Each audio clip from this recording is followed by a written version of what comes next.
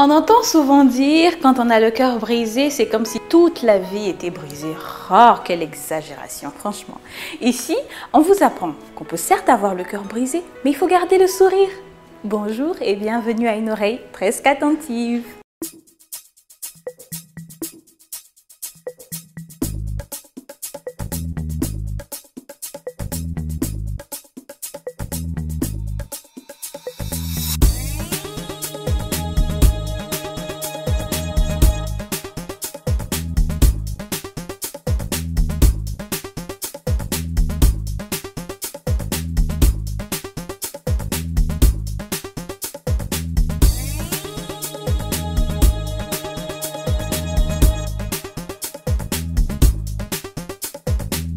Je suis sûre que certaines personnes se demandent, mais celle-là, elle n'a jamais eu de cœur brisé ou quoi? J'en suis persuadée.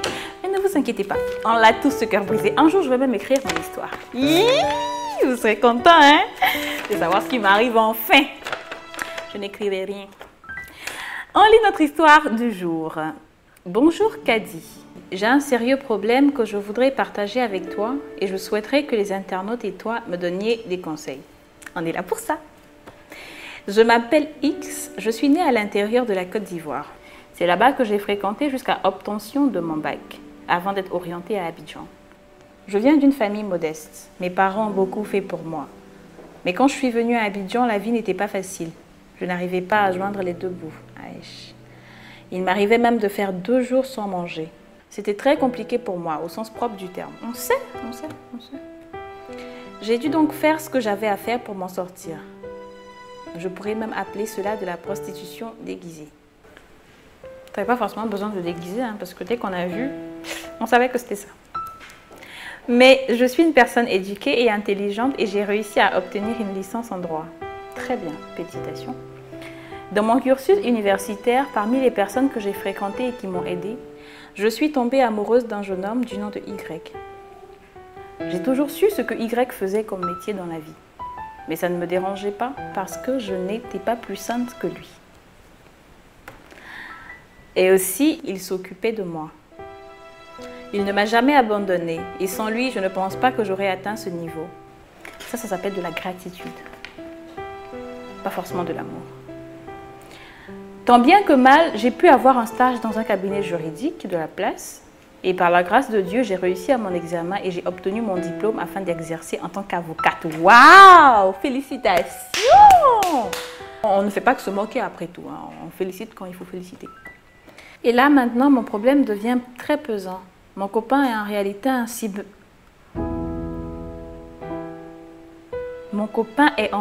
un cybercriminel, appelé communément brouteur. Waouh!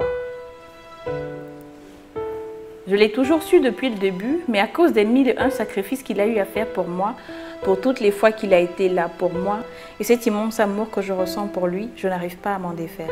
J'aimerais que les internautes et toi me donniez vos avis. Merci. Waouh! Toi, tu es mal barré. Un cybercriminel, un brouteur, et puis une avocate. Quoi? Mais là, toi, tu es mal barré. Hein. Tu m'as barré parce que ça, par exemple, ça ne me fait pas rire. C'est vrai que j'aime rire, mais ça ne me fait pas rire. Parce que même quand j'ai envie de rire et que je t'imagine dans une cellule de prison avec ton gros caleçon en train de laver les habits, pendant que le marabout de ton chéri a réussi à le faire partir, ça ne me fait pas rire. Parce que ça, c'est soutenir ce qu'on proscrit. Tu ne peux pas être dans la justice et avoir un mari qui... C'est pas possible. D'abord, la première question qu'il faut que je te pose, c'est est-ce que tu veux vraiment qu'il arrête d'être brouteur? Parce que dans la lettre, je n'ai vu à aucun moment que tu dises quand j'étais dans mon stage dans mon cabinet juridique, je lui ai dit qu'il fallait arrêter parce que maintenant, nos professions sont carrément opposées. J'ai pas vu ça ici. Donc, je me dis que tu n'as rien dit, tu lui as rien dit. C'est comme si tu cautionnais. Ça s'appelle soutenir ce que tu proscris.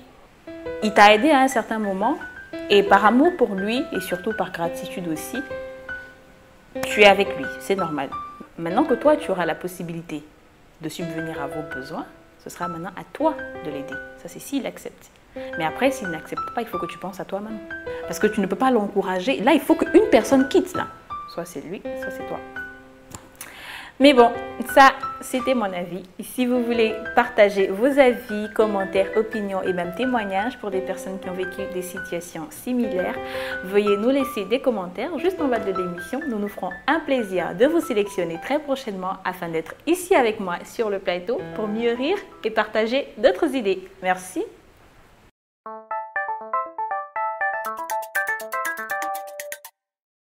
Bien qu'il ait dit que vouloir changer un homme, c'est le signe que l'on n'a pas choisi le bon, mais je pense qu'il y a une grande différence entre changer une personne et l'améliorer, le rendre meilleur selon les valeurs universelles.